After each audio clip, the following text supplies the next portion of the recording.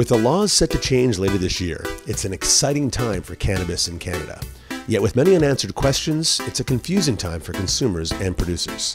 In this series, we wade through the murky waters of legalization, talk to the experts, and weed out any uncertainty about Vancouver's most controversial plant.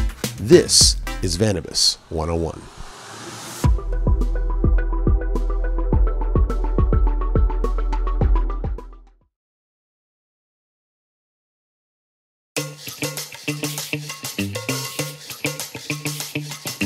Everyone thinks that cannabis is going to become legal in September, and that's not what's going to happen. What's going to happen in September is cannabis is going to change. It's going to be harder to find for a lot of people. It's going to be more expensive for a lot of people. It's going to be lower quality for a lot of people. Those are three changes that I think most people who currently consume cannabis come September, October are going to be unhappy.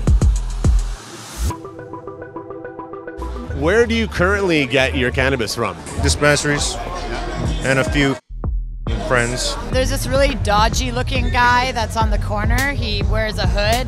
He has tattoos on his face. To my knowledge, no government has ever regulated an illegal economy of this size in one fell swoop. There's going to be some growing pains, but I think BC stands to have a huge economic benefit from this finally legalizing this substance that should have been legalized a long time ago. I would love to see municipalities getting more involved with some of the craft initiatives that are going on and really seeing what can be done together to really help growing the communities. It won't take long for other provinces to necessarily catch up on the expertise side, but I think that thriving culture that also makes us one of the best brewery provinces, that also we see the VQA wineries thriving here. There's an opportunity here for BC to be as famous for cannabis as the Loire Valley is for wine. And we have that famous name, you know, BC Bud, and we could really make a lot of jobs and a lot of opportunity for craft producers if we allow those people to get their product to market.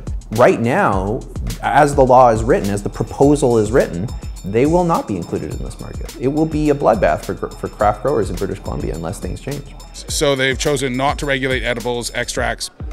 Topicals are difficult to get through the legal system. I don't think there's anything that really applies right now. So if those aren't going to be available for the first year, year and a half of legalization, that automatically creates a cornerstone, a foundational cornerstone for the black market to operate during that time.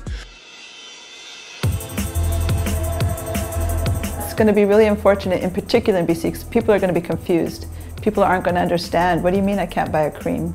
What do you mean I can't walk into that shop and buy rectal inserts for my husband's colon cancer?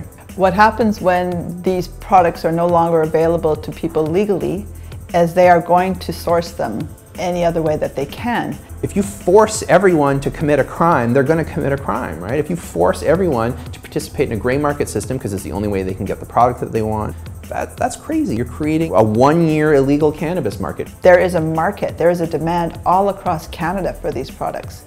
It's not going to go away. We need to realize that regulators are well aware that the black market's not going to be gone the day of legalization. You know, this is a slow, long process of converting the black market purchasers over to the white market and then allowing those good actors from the black market in. Just let these people come out of the shadows and do good work. They will pay their taxes, they will obey the law, they will change their business practices if you ask them to. But you have to give them the chance. You have to let them come out, or we will just continue with this black market, gray market divide. If the government wants to do this quickly, they need the expertise of the people that can already appeal to those end users. The bottom line for me is that there's going to be a rude awakening come October.